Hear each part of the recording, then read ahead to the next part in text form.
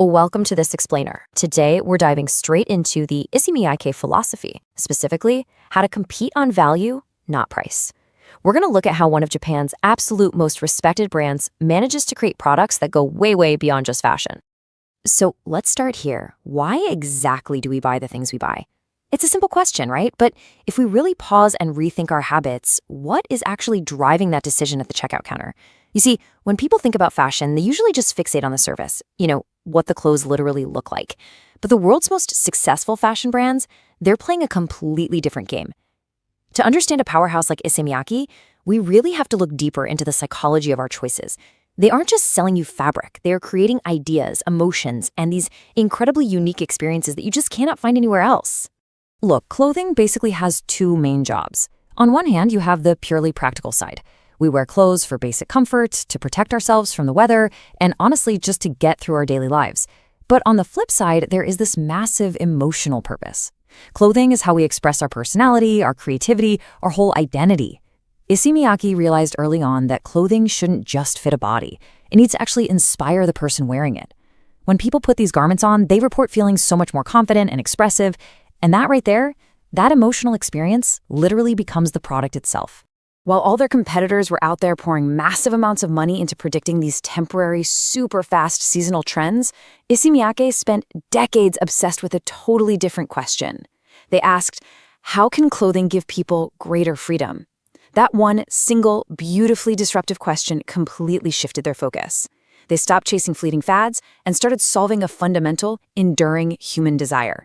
From a pure marketing perspective, ISSEY MIYAKE doesn't just sell garments. They are selling creativity, innovation, freedom, and self-expression. Their customers aren't just paying for the raw materials, they're investing in a whole philosophy. And honestly, this is absolutely crucial to understand because it's one of the biggest lessons in branding. The strongest brands out there are rarely chosen because they're the cheapest. They are chosen because people believe in what they represent.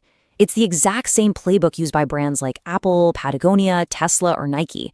You're buying into the ideas and the identity that those brands help you create. To really see this philosophy in action, we just have to look at their legendary PLEATS PLEASE collection. Okay, so traditionally in fashion, you pleat the fabric first, and then you sew it into clothing. Well, ISSEY MIYAKE completely reversed that. And the way they do it is actually wild. They sew the entire garment first, at a much larger size than you'd expect, and only then do they hit it with heat and this advanced textile technology to essentially bake the permanent pleats right into the fabric. They didn't just decorate a shirt, they completely revolutionized the actual manufacturing process. And by flipping that process upside down, they unlocked some truly extraordinary benefits. These garments are ridiculously lightweight. They stretch naturally with your body, they resist wrinkles, and they are an absolute dream to pack for travel. But here is the kicker. They allow for total freedom of movement. Remember that guiding question? This innovation directly answered it. They used advanced tech and Japanese craftsmanship to physically give people greater freedom. Picture this. You've got two t-shirts that function pretty much exactly the same. One is $25 and the other is $250. Why the huge gap? Well, it's because the customer buying the second one is paying for invisible value. They're paying for the design, the craftsmanship, the innovation, and the brand story. Real marketing is about creating value that your customers truly appreciate, long after they've forgotten about the thread count. When a brand competes on value instead of price, it builds this rock-solid long-term loyalty that can survive pretty much any market shift. So what we're really talking about here goes way beyond just fashion. This is pure design thinking. It's not just about making a dress look pretty, it's a rigorous, relentless process of solving problems. By deeply understanding people and daring to imagine new possibilities, ISSEY MIYAKE was able to answer really complex questions about weight, movement, and durability. They just continuously tested boundaries until they created something entirely new. And, design thinking also applies brilliantly to massive modern challenges, like sustainability. The traditional business view has always been that being environmentally conscious is just this costly burden that eats into your bottom line. But ISSEY MIYAKE completely flips the script on that, treating sustainability as a massive opportunity for innovation. Because today's consumers, they expect companies to create value for society, not just the person buying the product. By fully embracing recycled materials and eco-conscious manufacturing, they've proven that pushing the boundaries of high-end design and protecting the environment can actually work perfectly together. Now, all of this brings up a really critical question for any business out there. Who is your real competitor? It is so incredibly easy to define competition way too narrowly. A coffee shop fighting the coffee shop across the street, or one designer fighting another designer. But if you want to build an enduring brand, you have to completely redefine who it is you're actually fighting against. Truly innovative companies aren't just trying to be a slightly better version of their rival. No, their true competitor is ordinary thinking. It's that lazy assumption that you just have to compete on price or that you have to endlessly chase whatever temporary trend is hot on social media.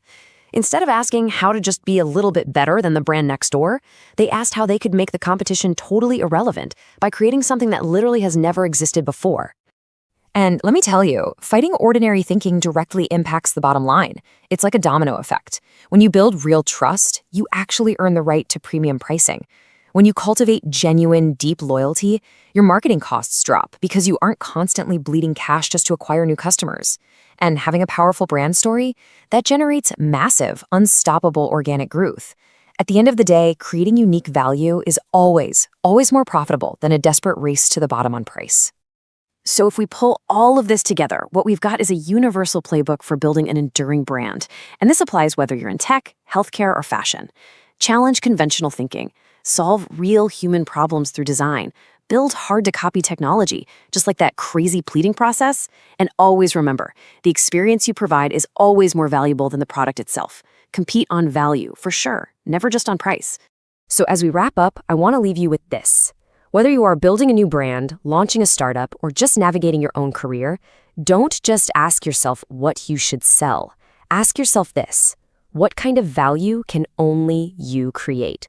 Because the individuals who are actually shaping the future are the ones with the clearest purpose and the absolute courage to build something the world has never seen before. Thanks so much for exploring this with us, and we'll catch you in the next explainer.